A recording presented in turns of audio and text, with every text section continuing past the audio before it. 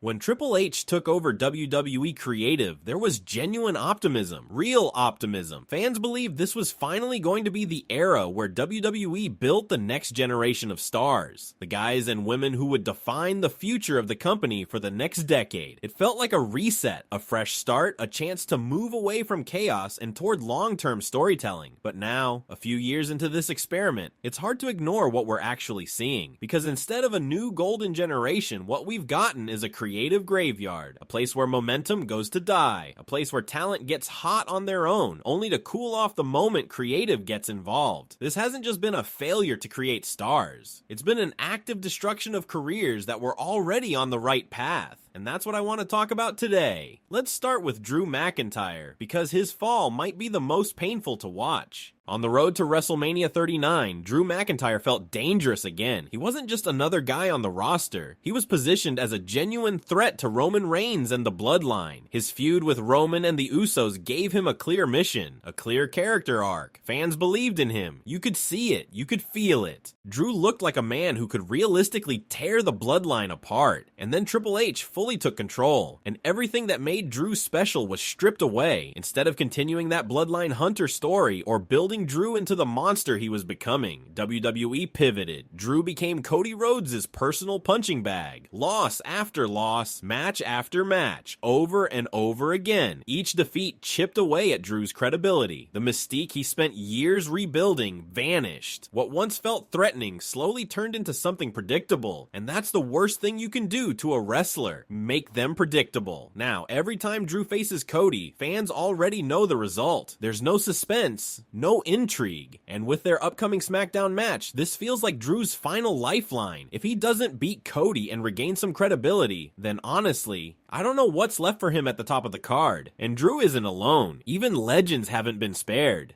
Take Randy Orton. Randy Orton is a multi-time world champion, a future Hall of Famer, a guy who has headlined WrestleMania and defined what being a top WWE star looks like for over 20 years. When Orton returned at Survivor Series after injury, the reaction was massive. Fans were ready. They wanted meaningful stories. They wanted to see the Viper strike again. Instead, nothing. Under Triple H's creative direction, Orton has been stuck in limbo. No clear story, no real direction, just floating. And the biggest example of this failure is the endless teasing of a heel turn on Cody Rhodes. For months, WWE planted seeds, little hints, little moments. Fans waited for the RKO, they waited for the betrayal, and it never came. And now, nobody cares. This is classic Triple H booking. Drag a story out until the heat is gone, then quietly abandon it like it never mattered. Randy Orton deserves better than this. A legend of his caliber shouldn't feel like an afterthought. And if Orton's booking is disappointing, what happened to LA Knight is downright criminal.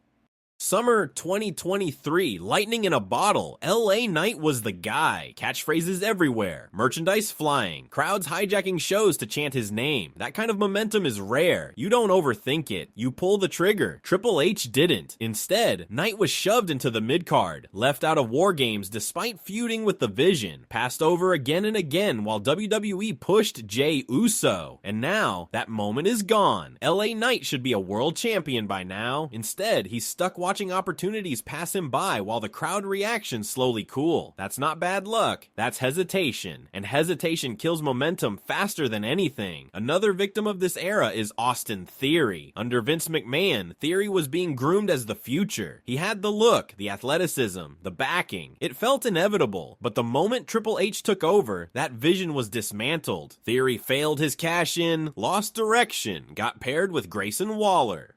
WWE teased a split for months and did nothing with it. Then Theory vanished from TV entirely. No explanation, no story, just gone. When he finally returned, it was as part of the Vision, and now we're at the point where how Triple H handles Theory now will determine whether he ever reaches the top, or becomes another name on the long list of wasted potential. And it's not just single stars. The New Day, one of the greatest tag teams of all time, were casualties too. Kofi Kingston, Xavier Woods, and Big E changed tag team wrestling. Their chemistry was real, their connection with fans was real, but Triple Triple H decided they needed a heel turn. Not because the story demanded it, but for shock value. The turn had no long-term plan, no payoff. And now, the New Day feel lost, forced, stuck in meaningless tag feuds for championships that feel irrelevant. This wasn't a proper ending, it was a creative afterthought.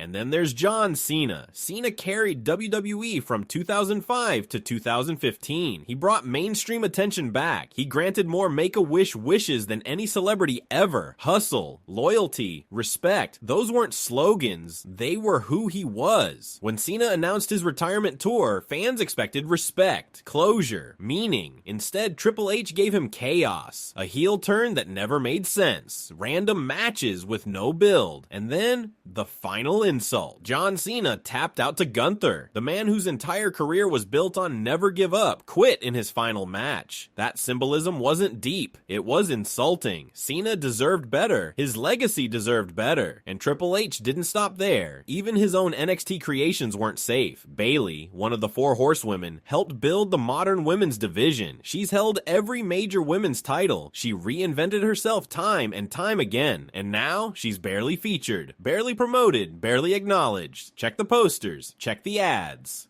She's invisible. And then there's Karrion Kross, a dominant NXT champion, a final boss aura. Triple H built him himself. And when Kross finally gained momentum before WrestleMania 41, WWE did nothing. No mid-card title, no real push. Then they fired him, while fans were invested. And finally, AJ Styles, one of the greatest wrestlers ever. Vince McMahon treated AJ like a star from day one. World champion, main events, respect. Under Triple H, he's just another guy in the mid-card. And with 2026 reportedly being AJ's final year, there's no indication he'll get the send-off he deserves. So that's where I'll leave it. Do you think Triple H's creative era has failed more wrestlers than it's helped? And which name on this list frustrates you the most? Let me know in the comments. I genuinely want to hear your thoughts.